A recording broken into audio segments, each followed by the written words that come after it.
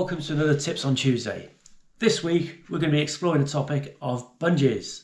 Those very inexpensive, seemingly innocuous, but absolutely essential pieces of equipment that make sure we get a good opening when we pack. We're going to be looking at the different types of bungees, when and how they should be used, and also doing a little bit of myth busting. So, enjoy. So let's look at the different types of bungee that you're likely to come across out there.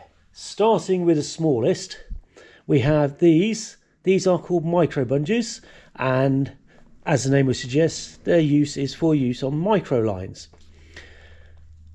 The next one along is the one you've probably seen all the time at the DZ. These are standard Type 2 bungees. That's a military specification that dictates the size, width and girth of the bungee. Moving on from that, we have this, which is a tandem bungee. Now, as you can see, the tandem bungee is effectively twice the width of a standard bungee because it's got to hold much heavier lines and keep them tight. So for that reason, tandem rigs should be packed using the tandem bungees. You may also come across tube stows, which are a silicone ring. This particular one is a tandem tube stow, so again it's quite large. You also get standard and microline tube stows as well. Slightly less popular, but you may have seen them on the DZ. And finally, this is a free bag bungee. So this is what actually closes the deployment bag on your reserve. This is an old used one, which you can see because it's a discoloration, and in fact it's kind of stretched out of shape, but that's the type of elastic that you have keeping your reserve lines mouth lock nice and tight. So first let's look at the standard bungee.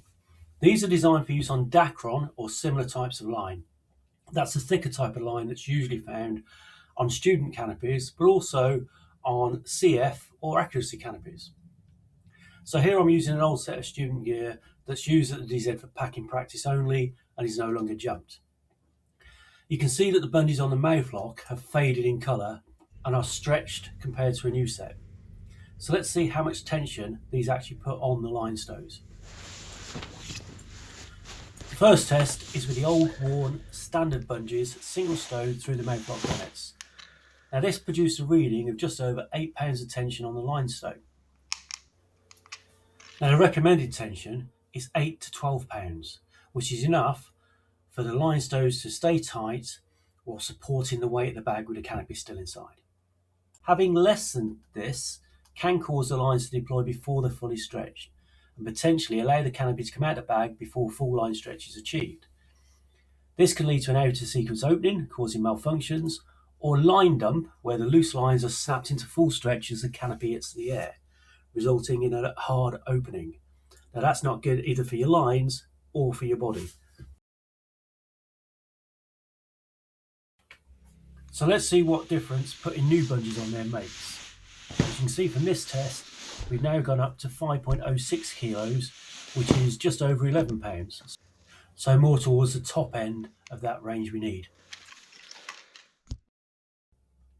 So this time the bungees are double stowed through the mouth lock grommets, which is recommended by at least one manufacturer. Now the tension goes way up, almost 3 times the recommended amount. Now that recommended amount comes from exactly the same manufacturer that is also recommending double stowing. So there's a bit of a mismatch there.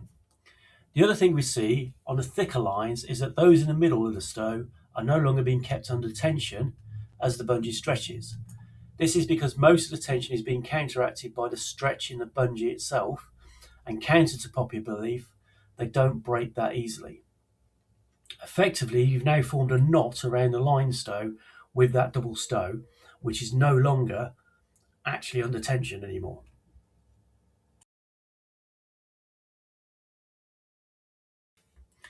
So next we have a canopy that has microlines, where all of the bungees have been double stowed using standard Type 2 bungees, and that includes the stows through the mouth lock. Now this produced a maximum of just over 20 pounds of tension on the stow.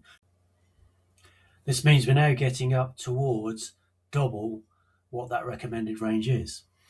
Now that's fine, a lot of jumpers prefer to have tighter line stows rather than looser ones. The lines in the middle of the stows, again, were released slightly before the rest of the stow, but to a much lesser extent than they were with the thicker lines.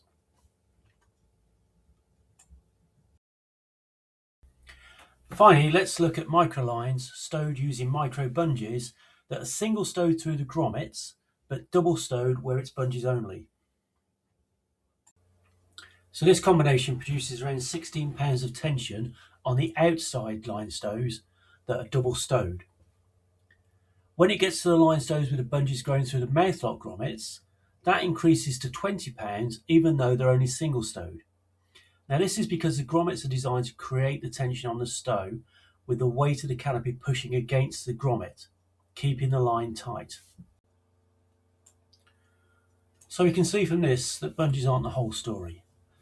The design of the deployment bag and the fit of the canopy into it also plays a role. A loose fitting canopy won't put as much tension on the bungee going through the grommets. So why do some manufacturers suggest double stowing through the grommets? Well, I believe it's an acceptance of human nature. We tend to try and find shortcuts and make life easier. Micro bungees can be a little bit fiddly and slightly harder to put through a grommet. Standard bungees are easier, but if you're a packer, then changing bungees adds time to each pack job, so they tend to only get changed when they break. The downside is that a loose fitting canopy with an overly tight double stowed line stow can jam in the grommets in the worst case, leading to a bag lock. However, line stows that are too loose can lead to hard openings, which again in the worst case could incapacitate you. This is because if the lines all come off in a slump, they then get pulled tight really quickly as the canopy starts to inflate. That force is then transferred through the lines to your body. My personal preference, I use micro bungees on my micro lines, double stowed on the outer stows and single stowed through the grommets, as I find that this gives me the best compromise for controlling the lines during the opening. Others will prefer other methods, but whichever one you choose, make sure it's an informed choice. So that's it for another week. Hope you enjoyed that and you got something out of it. Don't forget to click like and share and subscribe to the channel in the links below. See you next week.